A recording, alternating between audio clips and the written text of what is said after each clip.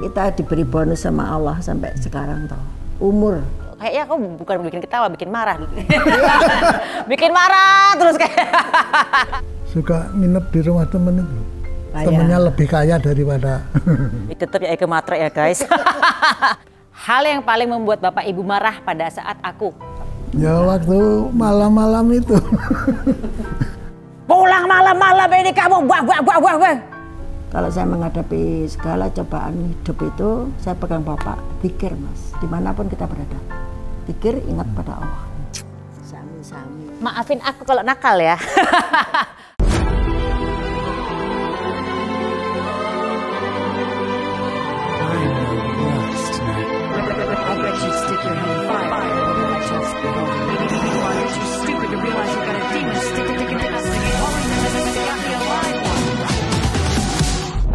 Hai guys, ketemu lagi di konten Maya Al-Lutfi Huha. Kali ini aku dengan konten ini spesial. Kenapa? Karena aku menghadirkan kedua orang tuaku yang sebenarnya sejak lama aku pengen banget menghadirkan beliau-beliau ini karena aku pengen mengorek kepada mereka tentang seperti apa sih seorang masa kecil Maya Estianti itu. Nah, ini bapakku, Bapak Haryono Sigit. Beliau adalah mantan rektor ITS dan dulu juga dosen arsitektur dan orangnya sangat kaku, keras dan strict untuk mendidik anak-anaknya untuk sekolah. Pokoknya harus nilai bagus. Dan beliau umurnya 83 tahun ya, 83 tahun. Alhamdulillah. Ya alhamdulillah. Dan ini Ibu Kustini 82 tahun. Seorang ibu rumah tangga tapi aktif di berbagai macam organisasi dan suka menyanyi dan suka mendokumentasikan segala sesuatu dengan kamera. Makanya gak heran sekarang aku suka banget bawa kamera kemana-mana, mendokumentasikan anak-anak dari kecil ya. DNA-nya dari beliau-beliau ini. Dan mereka pernikahannya sudah 57 tahun. Mungkin kalau orang bilang bahwa 57 tahun tuh mungkin bisa jadi jenuh banget ya pernikahan itu. Aku belum sampai ke sana. Tapi mereka tetap romantis antara satu sama lain. Yeay!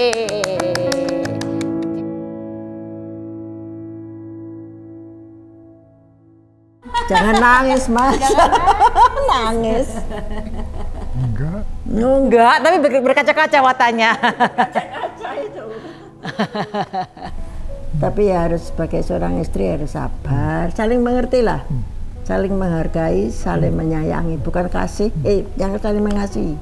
Bukan cinta lagi ya, kasih.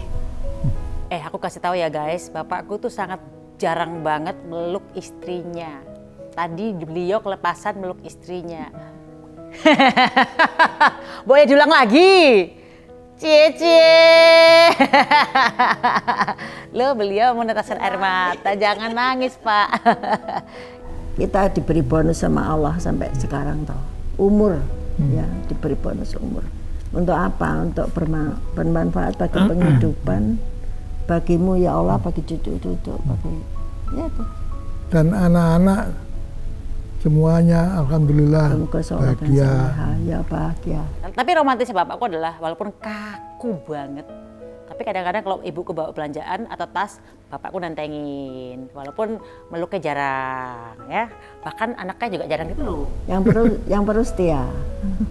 Tapi ibuku ini setia banget sama bapakku karena ibuku punya prinsip bahwa yang penting bapak tuh setia. Kaku gak apa-apa, yang penting setia. Nah jadi laki-laki di luar sana yang gak setia, malum bokap gua.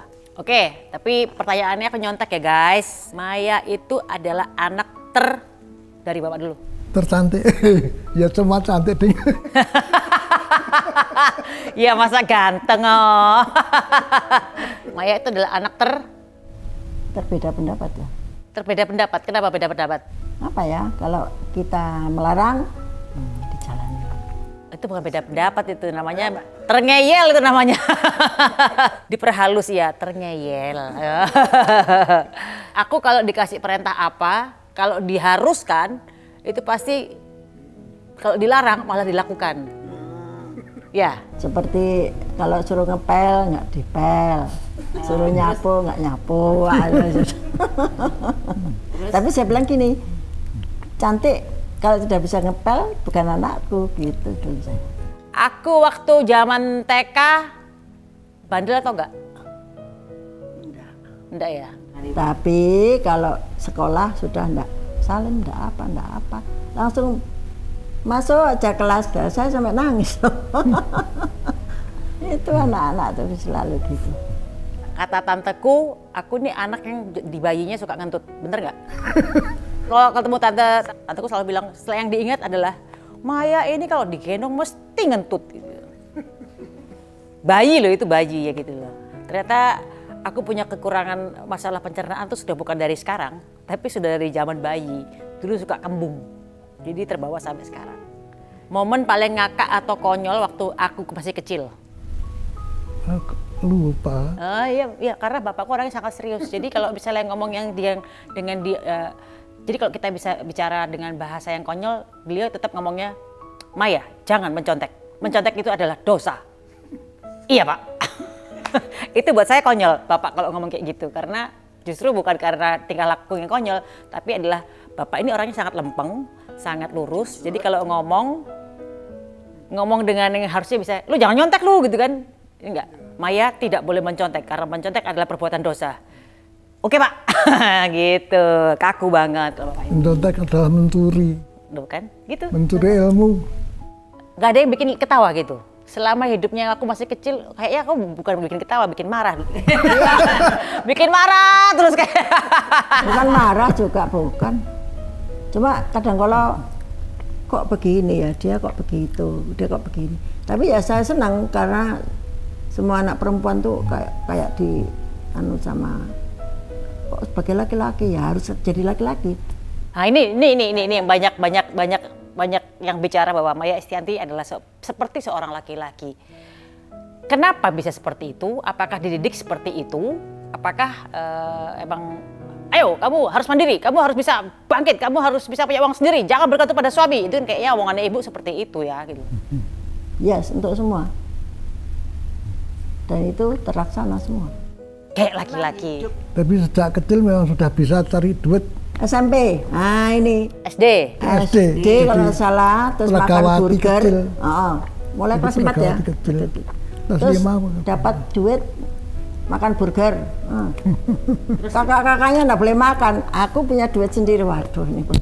Lah saya kan sus 1 saya bagi 6, apa makanan saya bagi 6, jangan makan sama saya. Oh iya. Jadi gini guys, aku ceritain. Jadi karena anaknya bapak ibu ini 6 orang, belum lagi yang ngikut tante-tante dan om. Jadi satu rumah bisa sekitar 12 orang.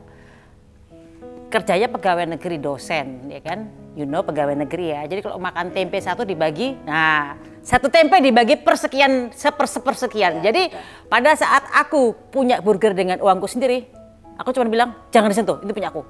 Karena balas dendam pengen makan yang enak dan banyak gitu loh. Tanpa harus berbagi, capek berbagi terus tiap hari dari kecil sampai remaja kan gitu. Buat informasi ke pemirsa ya, anak bapak ibu ada 6, 1 laki-laki 5 perempuan. Nah, bapak ibu ini waktu zaman kita masih kecil jarang menggunakan jasa ART atau pembantu di rumah.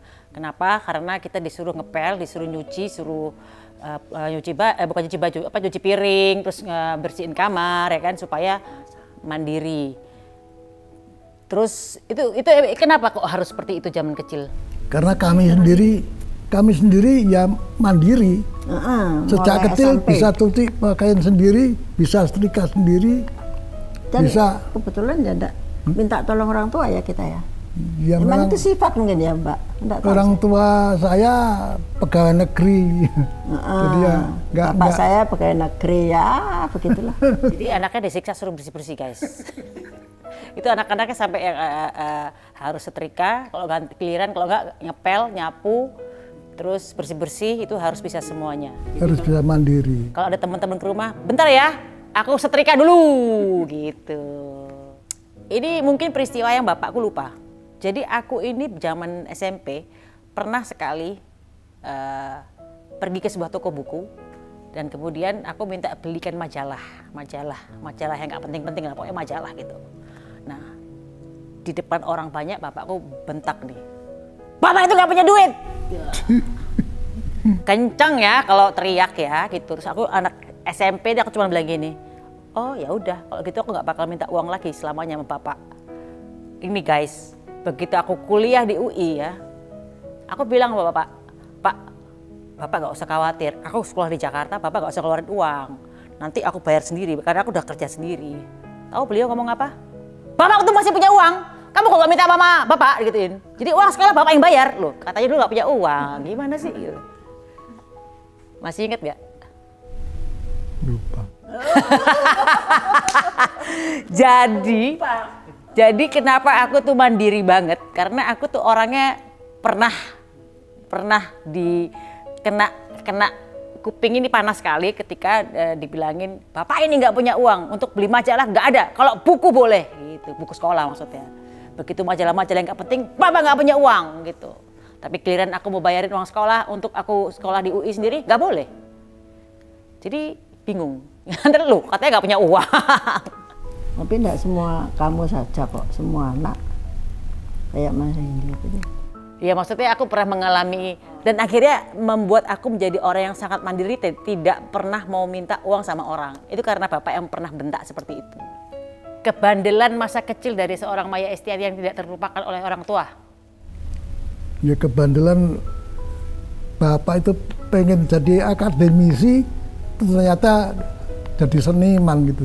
Gak bandel itu, itu bukan bandel itu tujuan hidup, cita-cita itu.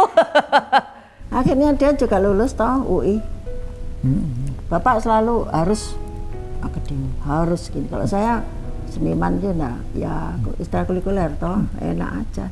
Nah ini perbedaannya antara orang tua zaman dulu sama sekarang. Kalau dulu aku mau jadi seniman tuh nggak boleh sama bapak, pokoknya harus sekolah. Bapak harus sekolah. Pernah dipanggil sekolah nggak gara-gara aku? Ya. Kenapa itu? Ya sering keluar main band toh. Sering bolos.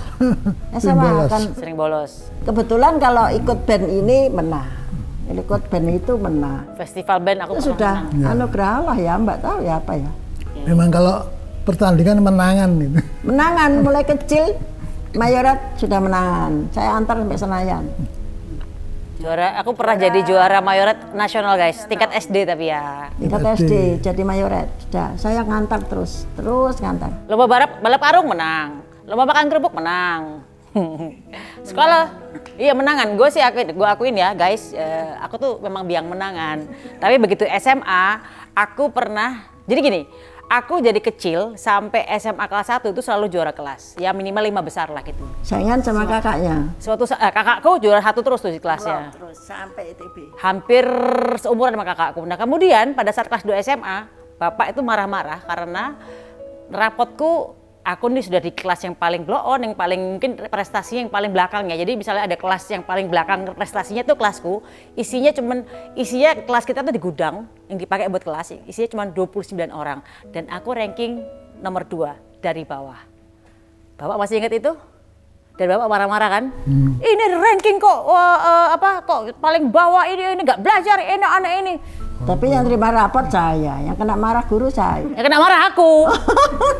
Saya yang dipanggil guru toh, tapi saya enggak apa-apa. Sudahlah ranking 28, ranking 27, anak kakaknya juga begitu. Enggak apa-apa. Siapa tahu nanti, nah, masa depan kan masih belum terlambat. Iya, jadi aku ranking 28 dari 29 anak. Artinya ranking 2 dari bawah. Dan itu aku bilang, Bapak, Pak, aku udah bosen jadi orang pinter terus. Sekali-sekali jadi orang gak usah belajar gitu loh, males. Ya sekali-sekali nggak jadi orang pinter sekali-sekali gitu loh. Gitu. Tapi memang kamu cerdas ya. Jadi melihat saja lain dengan kakakmu, harus menghafal. Tapi kumlot. Menghafal tuh di depan mata sudah masuk pikiran. Tapi kakakmu yang Astri itu harus rajin hafalan, harus mencatat. Tapi kumlot juga. Jadi begini guys, aku tuh kalau misalnya waktu kecil belajar tuh gampang.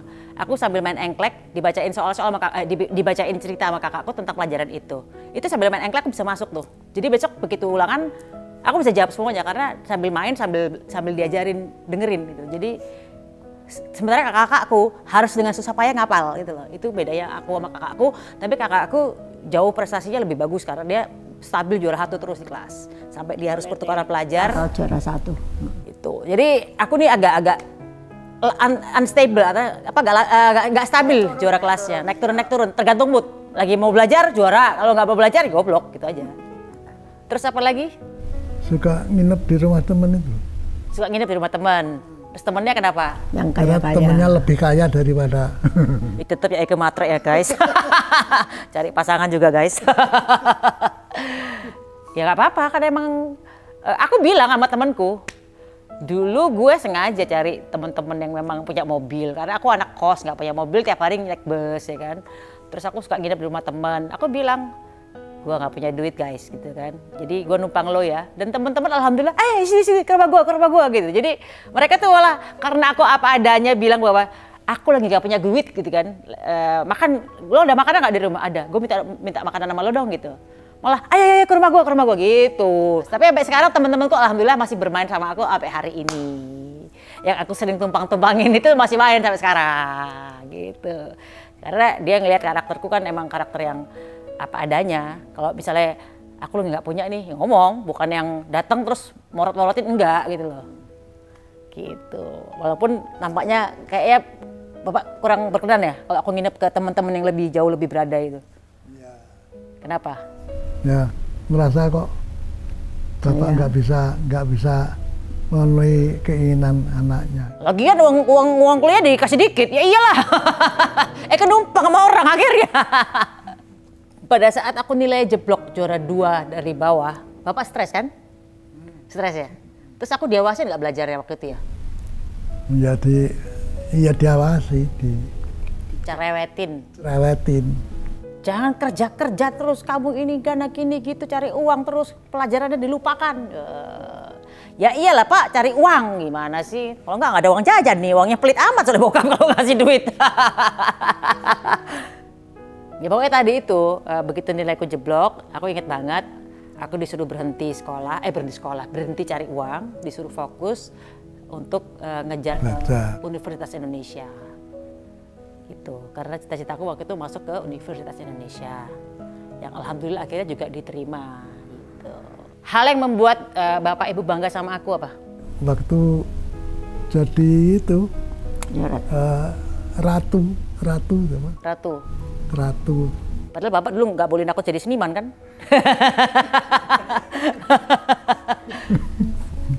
Nggak boleh, nggak bercita-cita punya anak seniman, tapi ya. Karena memang darahnya seniman, ya oke silakan. Kenapa Bapak bangga sama aku pas aku bisa berhasil bikin sebuah grup ratu? Karena terkenal. Ya itu sudah rencana Allah kok, saya semua itu ya sudah apa adanya. Aku ini kan besar di Indonesia sebagai seorang musisi. Nah, menurut Bapak Ibu, apakah aku sudah memang mempunyai bakat musik sejak kecil? Menurut aku sih, dulu itu waktu kecil nggak pernah les piano, tapi kok bisa main piano sendiri, biar main musiknya Mozart itu loh. Tanpa diajarin ya? Tanpa diajari, kok bisa sendiri, heran. Kalau Ibu udah melihat bakatku dari kecil sebagai seorang musisi nggak? Sudah. Dari? Ya dari piano itu. Dari piano. Tapi saya biarkan itu kan ekstrakurikuler sekolah. Jadi kalau saya enggak melulu pelajaran, terus menikmati hidup lah dari musik. Ya. Jadi udah terlihat dari aku kecil ya. SD itu udah bisa ya.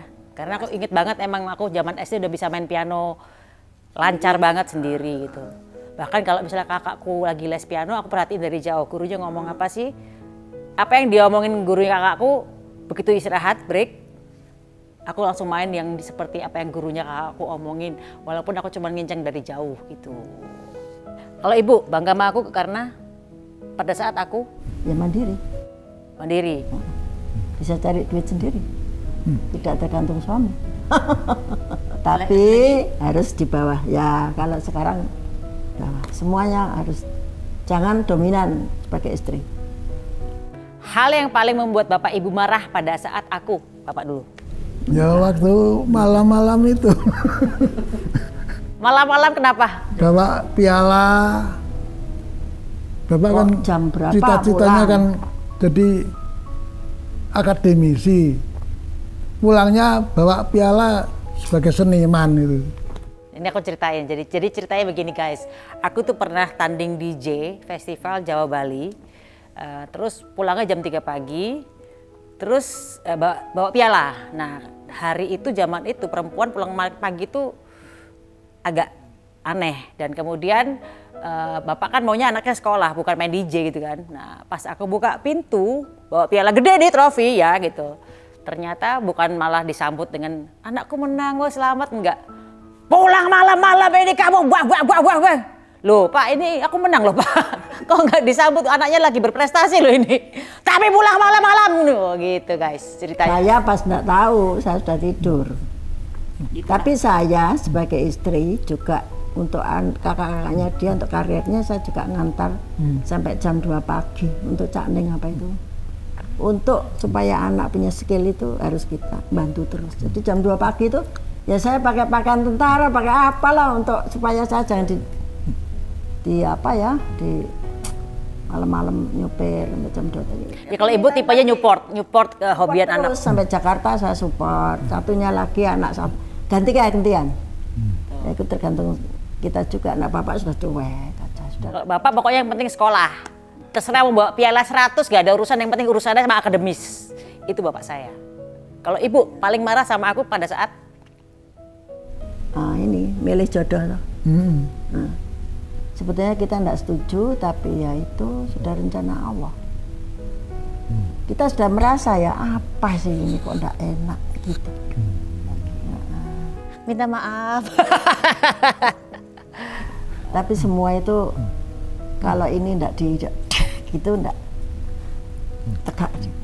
Ya, waktu menikah juga bapak nggak enak. Nikah pertama kali. Tapi saya bilang jangan benci sama apa jodohnya, saya bilang gitu. Itu anak orang, gitu. Ya kalau kita ya semua sudah rencana Allah ya lakukan aja, asal nikah. Jadi pada saat aku rame-rame masa lalu gitu, bapak ibu kan juga sempat marah ya. Tapi kan. Tapi enggak marah sebetulnya. Sempat yang agak kecewa gitu loh, bukan agak kecewa sekali. Terus ibu sempat nenangin dengan udah. Saya pegang bapak sikir mas, menghadapi begini nih. Saya bilang ini setan senang ini, ya toh. Kalau dia cerai juga senang, kalau dia rame juga senang. Kalau saya menghadapi segala cobaan hidup itu, saya pegang bapak, pikir mas, dimanapun kita berada, pikir ingat pada Allah. Karena apa? Semua apa yang kita kehendaki kok tidak terlaksana itu kan gimana ya? Tapi lama-lama saya sadar bahwa semua itu rencana Allah. Semua rencana Allah. Dan nanti saya doa terus sampai saat ini saya doa terus. Setiap malam tahajud, doa demi untuk masa depan anak-anak. Tapi tidak boleh sombong.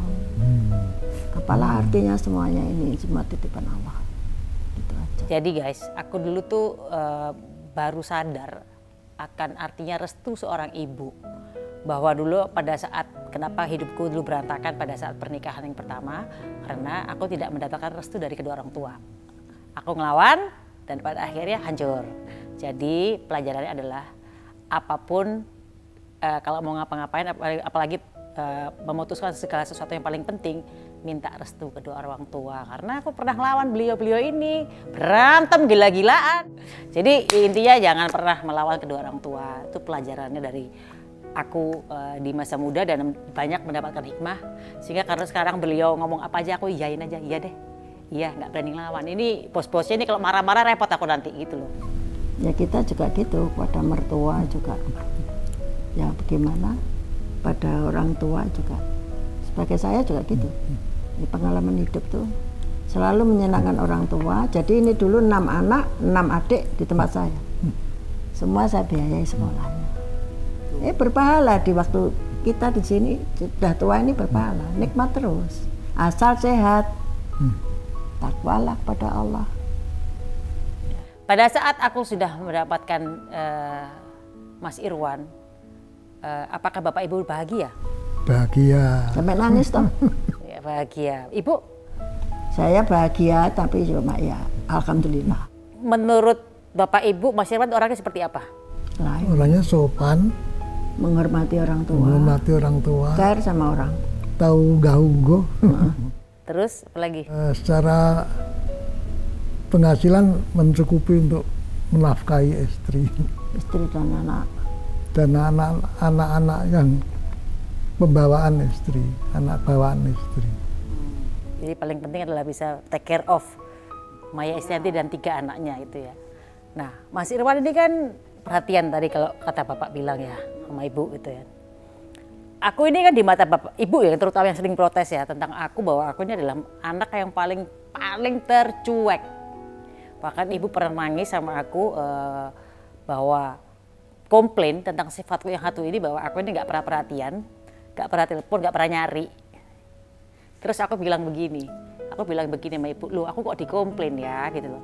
Padahal sifat cuek itu dari bapakku. Kenapa aku yang dikomplain cuma aku doang? Bapak kok nggak dikomplain? Ya nggak Pak? Bapak juga cuek kan? Dari kecil aku cuek kan? Tapi kan harus sabar menghadapi suami. Kekurangan suami harus dicintai. Berarti apa yang membuat Bapak Ibu bahagia melihat aku zaman sekarang? Ya melihat kebahagiaan rumah tanggamu. Itu yang utama. Ya. Dapat suami yang sangat ngomong, keluarga, Menjawab, sangat tidak sopan. setia. Ya, itu yang perlu setia. Sangat sopan, setia.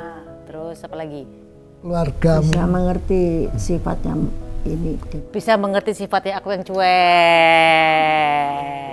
Harapan dan doa buat aku sama anak-anak.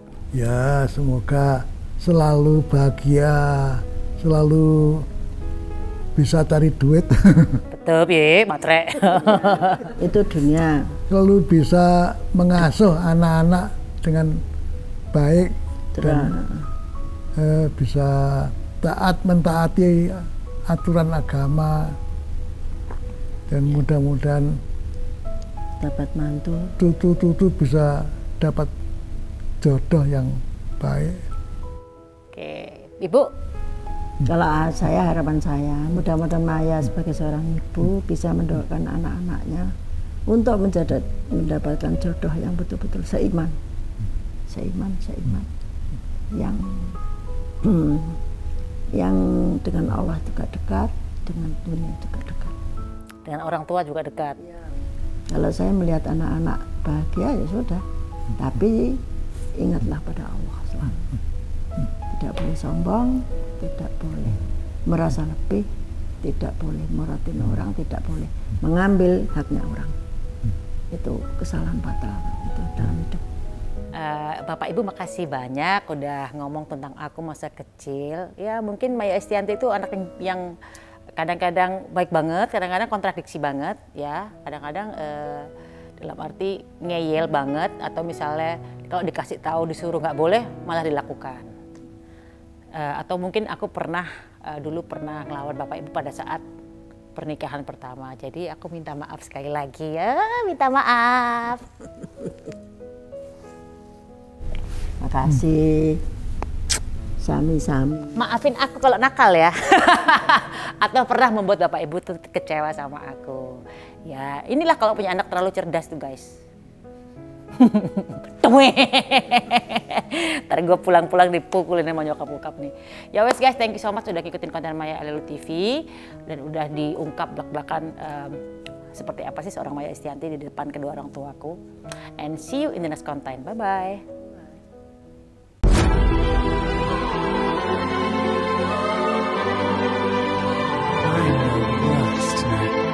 I bet you'd stick your head in fire. You're just stupid to realize you're gonna